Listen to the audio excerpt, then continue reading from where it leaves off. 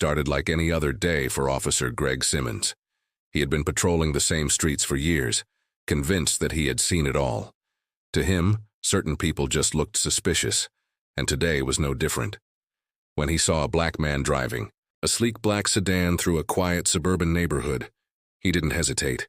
Flipping on his lights, he pulled the car over without a second thought.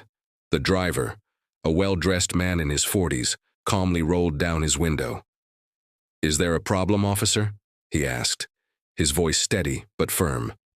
Greg glanced at him, already forming assumptions in his mind.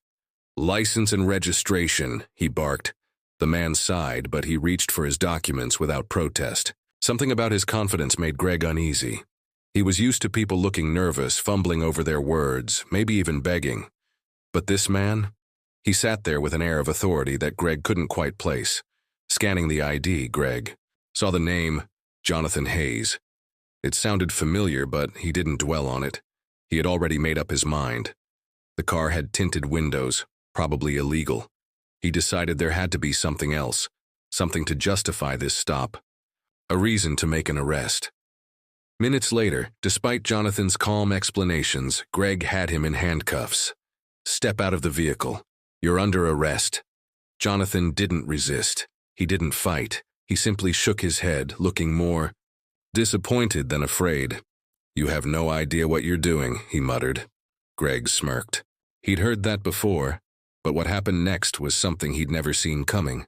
The next morning, Greg found himself in court, feeling confident as ever.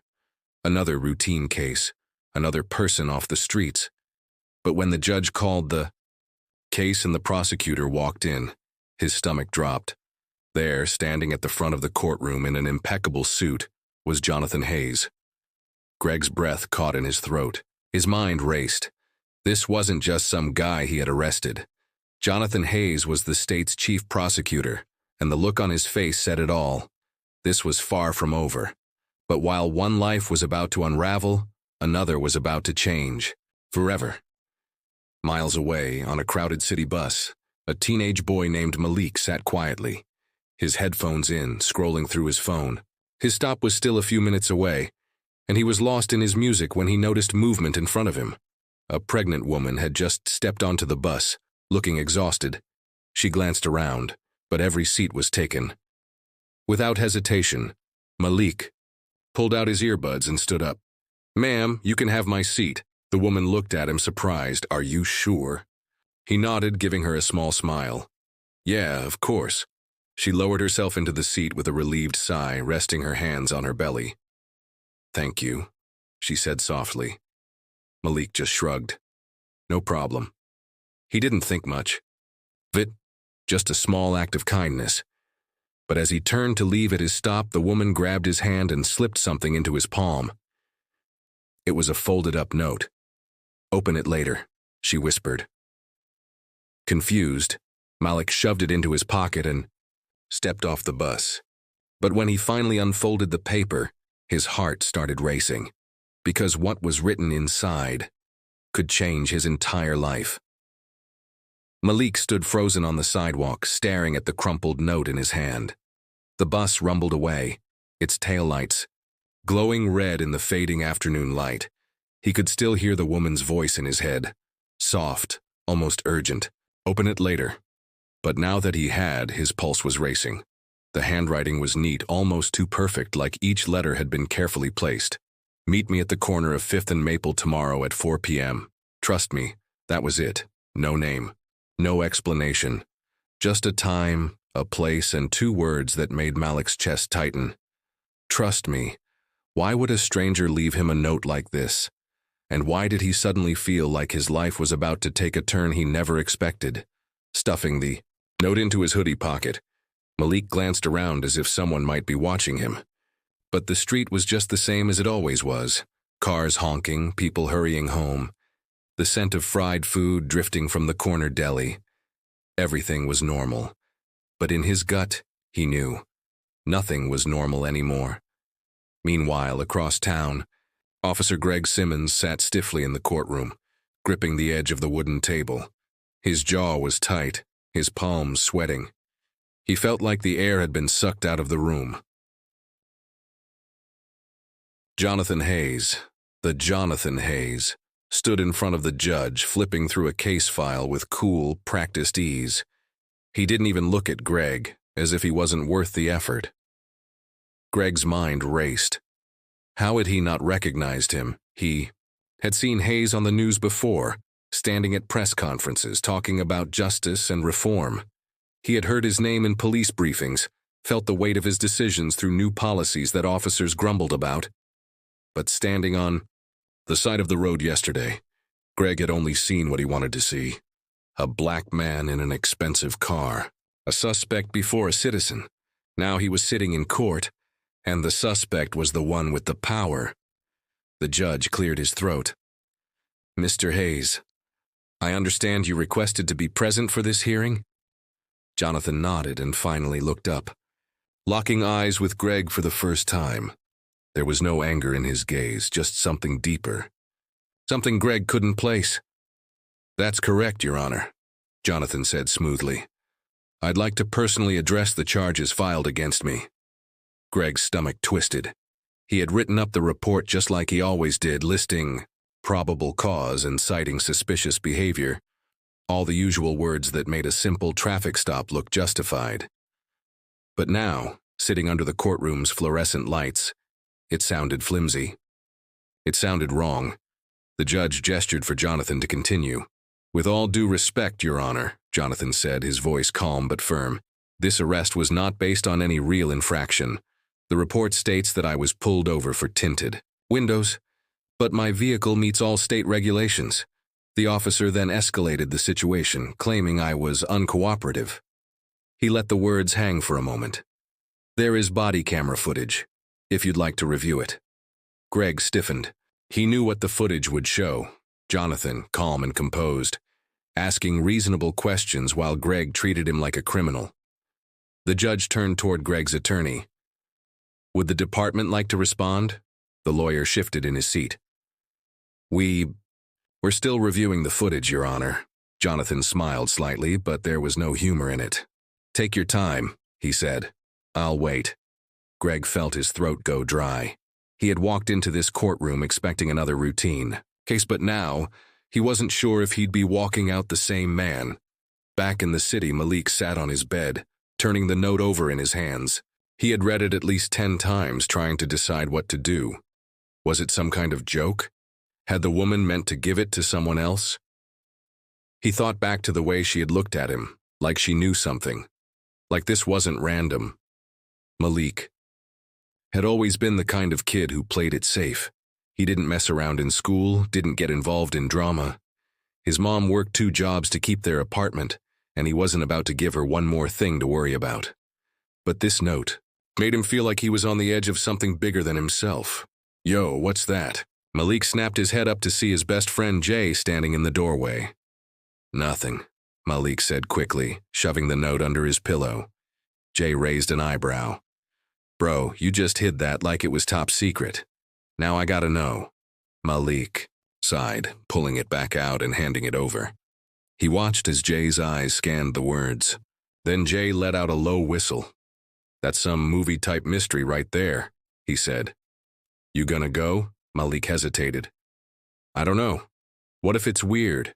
What if she's crazy?" Jay shrugged. "Or what if it's something important? You always say you want something big to happen in your life. Maybe this is it." Malik exhaled slowly. He wasn't sure if he was ready for something big, but now that the note was in his hands, he didn't think he could ignore it.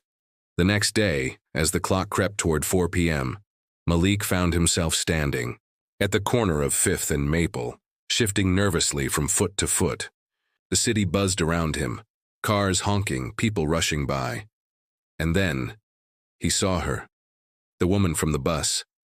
She was already there, leaning against a lamppost, watching him like she had been waiting all along. Malik swallowed hard and took a step forward. "Hey," he said. She smiled. "You came." He nodded, glancing around. "So, what's this about?" She reached into her bag and pulled out an envelope. "This," she said, handing it to him. "It's yours." Malik took it cautiously. The paper was thick, expensive. He glanced at her, but she just nodded, urging him to open it. His fingers trembled slightly as he slid his thumb under the flap and pulled out what was inside. And when he saw what it was, his breath caught in his throat, because in his hands, staring back at him, was a check with his name on it, and the amount, written in bold, dark ink, $50,000. Malik's heart pounded so hard he thought it might burst. His mind screamed, "This isn't real," but the paper in his hand said otherwise. He looked up at the woman, his voice barely above a whisper. What is this?" She smiled softly. Thank you," she said, "for your kindness." Malik felt like the ground had just disappeared beneath him. His life had changed in an instant, but he still didn't know why. And across town, in a silent courtroom, Greg Simmons sat frozen in his seat as the judge pressed play on the body cam footage. His own voice filled the room, sharp and dismissive. Jonathan Hayes' calm responses echoed back at him. The truth, raw and undeniable, played on the screen for everyone to see. Greg clenched his fists. His career, his reputation, his future hung in the balance. And the man he had tried to put behind bars, he was about to decide his fate. Malik gripped the check, his fingers trembling. $50,000. His brain couldn't wrap around it. His heart pounded so loudly he could barely hear the noise of the street around him. This can't be real," he finally stammered. The woman smiled, calm and knowing. "It's real. But why?" Malik's voice cracked. "I don't even know you." She studied him for a moment, then took a slow breath. "Because sometimes, the smallest act of kindness can change everything. And I want to do the same for you," Malik shook his head. "I just gave you my seat, that's nothing." "To you, maybe," she said softly, "but not to me." He wanted to ask more, demand an explanation, but something in her expression told him she wasn't going to say anything else. At least not yet. She glanced at her watch. "I have to go, but I meant what I wrote in the note, trust me." She took a step back, then hesitated. "Be careful who you tell about this." Malik's chest tightened. "Why?" Her lips pressed into a thin line. "Because money like that, it changes things." Then she turned and disappeared into the crowd. Malik stood there, gripping the check so tightly his knuckles turned white. His mind was spinning. What was he supposed to do with this? Was it a trick? A setup? Could he even cash it? One thing was certain. His life had just taken a turn he never saw coming. Meanwhile, inside the courtroom, Greg Simmons sat stiffly in his chair as the body cam footage played for everyone to see. The room was silent except for the sound of his own voice on the recording, sharp, commanding, dismissive. "Step out of the vehicle, now." The footage showed Jonathan Hayes, calm and composed, his hands in plain sight. "Officer, can you explain why you're pulling me over?" Greg's own voice came next. "I don't have to explain myself. Step out of the car." Sitting there, watching it unfold, Greg felt sick, because now, hearing it back, he could hear it the way everyone else did, the way the judge did, the way Jonathan Hayes did. It was bad, really bad. When the video ended, the room remained still. The judge sighed and turned to Greg's attorney. "Do you have anything to say before I make my ruling?" The lawyer cleared his throat, shifting uncomfortably. "Your Honor, Officer Simmons was acting in the interest of public safety." Jonathan raised a hand, cutting him off. "Let's not do this," he said. "We all saw the same video. The Judge rubbed his temples, clearly exhausted. "Mr. Hayes, do you wish to press charges?" Jonathan was quiet for a long moment, and Greg's pulse hammered in his ears. He braced himself, waiting for his career to go up in flames. But then Jonathan spoke. "No." Greg's head snapped up. "What?" "I won't press charges," Jonathan repeated. "But I have one condition." The judge leaned forward. "And that is?" Jonathan turned to Greg and held his gaze. "I want him to sit down with me, face to face." The courtroom stirred. Even Greg's attorney looked confused. Greg blinked. "Sit down with you?" Jonathan nodded. "One conversation. That's all I ask." Greg didn't know what to say. He had expected a suspension, a lawsuit, Maybe even a full-blown trial. But this was something he hadn't seen coming. The judge looked between them and exhaled. If that's what the prosecutor wants, then I won't stand in the way. He banged the gavel. Case dismissed. Greg barely heard the chatter that followed. His mind was too focused on Jonathan Hayes, standing just a few feet away, watching him like he was waiting for something. And Greg had a feeling that this conversation, whatever it was going to be, would be something he never forgot. Across town, Malik hurried home, the check burning in his pocket. His mom wouldn't be home from work for another few hours, and he needed time to think. As soon as he stepped inside, he locked the door and pulled the check out again, staring at his name printed so clearly on it. It was real. It had to be. His phone buzzed. Jay. Yo, what happened? Did you go? Malik hesitated, then typed back. Malik. Yeah. Bro. It's crazy. Jay. Malik. I'll tell you in person. You home? Jay. Yeah. Pull up. Malik grabbed his hoodie and tucked the check deep into his pocket. He wasn't sure why, but something told him to keep this quiet. For now. As he walked down the block, his mind raced with questions. Who was that woman? Why had she chosen him?